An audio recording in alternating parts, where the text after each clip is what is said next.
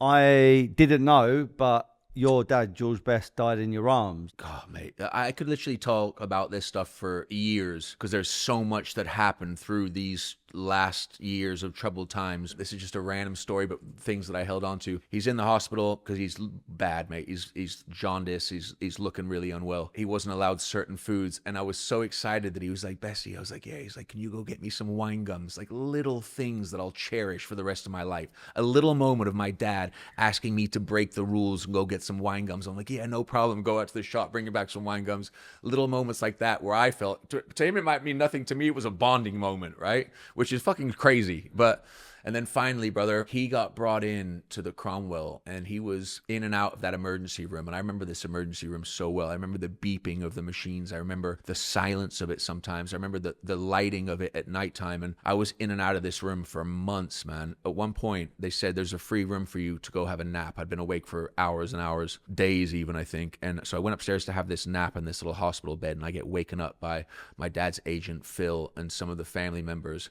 And they're like, it's gotten bad now. Yeah. So like I've come downstairs, but we get to this, moment where we're in there and the professor was like, there's not anything else more we can do here. Like he's now on life support and either we keep him there and there's no progress or it kind of comes to an end. Like an absolute child, mate, I got up onto this bed with him, and I nuzzled myself in and I put his hand over my shoulder and I just kind of laid there, man, just like you don't realize the ramifications for the rest of your life. You're just in that moment, and that moment is tragic. And in some ways, you're like, is it going to end now? Can I find some peace now? But also, there's a please, Dad, please do not die. We have more things to do. And I lied there, and I put his hand over my shoulder, and he passed away, man. And I just remember, and I didn't want to move. I just wanted to lie there with him forever. And I remember, yeah, just being a child, but an adult, like nuzzled in. Yeah. And my dad had passed and it was fucking hell, mate. It was hell. I look at myself then like this